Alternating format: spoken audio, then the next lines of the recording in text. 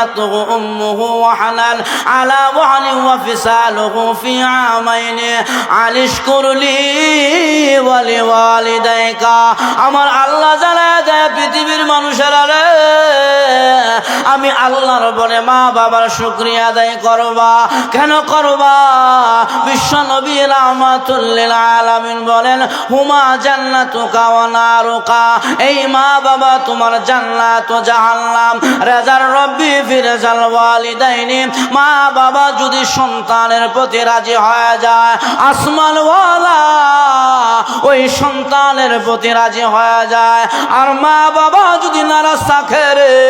সবে কদর সবে বরাতের রাত্রিতে ইবাদত করিয়া কপালের মধ্যে দাগ ফালাইবা আল্লাহর আদালতে এই আমল কবুল হবে না এজন্য আমার ভাইরা আল্লাহ রাব্বুল আলামিন কেন আল্লাহর পরে মা বাবার কথা বললেন বোঝা গেল মা বাবা দুইজন মানুষ এই দুইজন ব্যক্তি আল্লাহর কাছে বড় সম্মানী বড় মর্যাদার মানুষ আমার ভাইরা লক্ষ্য করে দেখেন আল্লাহর নবী মুসা আলাইহিস সালাতু ওয়াস সালাম উনার যুগে একজন কসাই ছিলেন গোশত বিক্রি করত ওই কসাই সারাদিন গোশত বিক্রি করে পরিবার চালাতেন মুসা নবী কালিমুল্লাহ যাকে বলা হয়েছে তুরে সিনায় যাইয়া মুসা নবী আল্লাহর সাথে কথা বলে মুসা নবী একদিন আল্লাহকে ডাক দিয়া কয় প্রভু গো আমার সঙ্গে জান্নাতে কে সাথী হবে তার নাম ঠিকানাটা আমারে জানায় দাও আল্লাহ কয় মুসা রে যেদিন জান্নাতে যাবা ওই দিন জানতে পারবা মুসা নবী কয় না গো প্রভু আমাকে জানায় দাও আমার জান্নাতি সাথী কে হবে আমার আল্লাহ কয় মুসা রে যা অমুক গ্রামের একজন গোশতের কসাই তোর সঙ্গে জান্নাতে যাবে মুসা নবী কয় কসাই বলে হায় হায় কত এমপি মন্ত্রী কত দামি দামি মানুষ ছিল রে সব বাদ দিয়া কসাইয়ের সাথে আমি জান্নাতে থাকব সে আমার জান্নাতের সাথী হবে মুসা নবীর ভিতরে কৌতূহল জেগে গেলাম না আমি ওই কসাইয়ের সাথে সাক্ষাৎ করতাম সে আমার সঙ্গে জান্নাতে থাকবে তাহলে বোঝা যায় লোকটা মনে হয় কোন আমল তার কাছে ভালো আল্লাহর কাছে পছন্দ হয়েছে আর না হলে তো একজন গোশতের কসাই আমি জলিলুল কদর পয়গম্বর মুসার সঙ্গে জান্নাতে থাকার কথা না এই বলে মুসা নবী একবারে সাধারণ মানুষের বেশ ধরিয়া ওই এলাকার মধ্যে গেলেন এলাকার মধ্যে যাইয়া ওই লোকটার নাম ঠিকানা নিলেন কোন বাজারে গোশত বিক্রি করে নাম ঠিকানা নিলেন বাজারে গেলেন সকালবেলা ওই ব্যক্তি ওই যে একটা খাসি জবাই করিয়া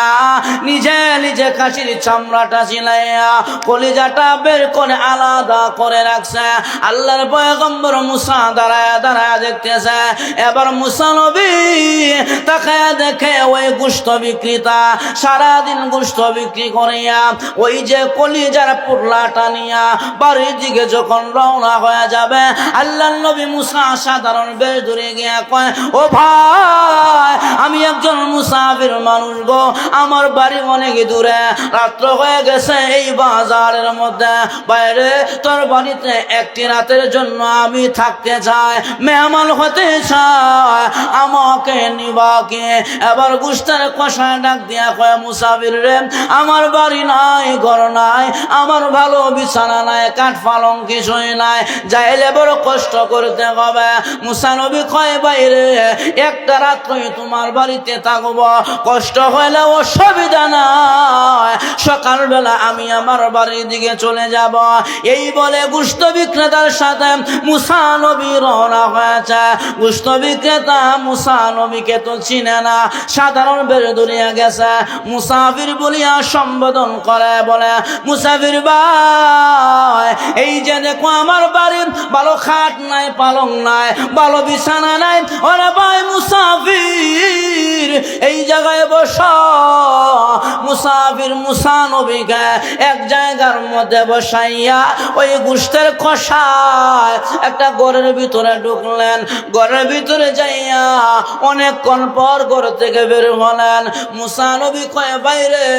আমি তোমার বাড়ির মেহমান, তুমি আমার খোঁজ খবর না নিয়া, আমাকে পানি না দিয়া, আবার সেবা যত্ন না করিয়া এই এতক্ষণ এই ঘরের ভিতরে কি করলা? এবার গোশতের কষায় ডাক দিয়া কয়, মুসাফির রে, মনে কষ্ট নিও না,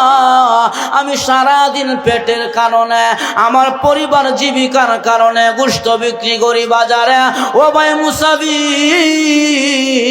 সারাদিন আমার একটা দুঃখিনী মা আছে রে, ওই মাটা চোখে দেখে না, হাতে ধরতে পারে না, সারাদিন আমার মা বিছানার মধ্যে পেশাব পায়খানা করিয়া বিছানা নষ্ট করে দেয়। আমি সারাদিন গোশত বিক্রি করিয়া সন্ধ্যায় বাড়িতে যাইয়া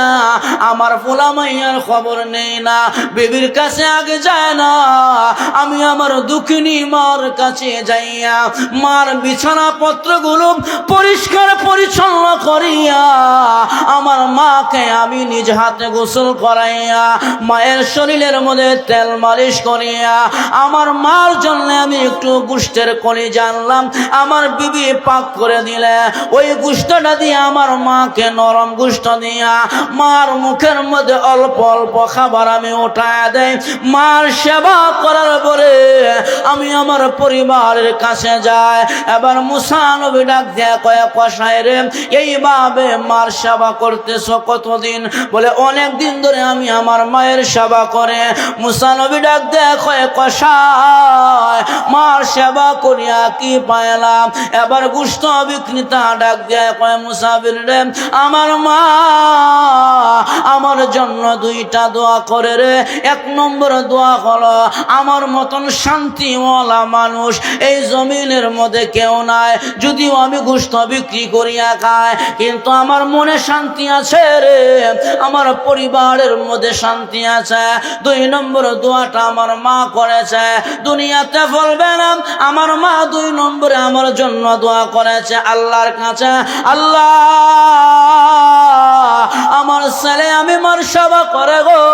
আমার ছেলেকে তুমি মুসা নবীর সঙ্গে হাসর করিও, মুসা নবীর সঙ্গে জান্নাতে রাখিও। মুসাফির রে,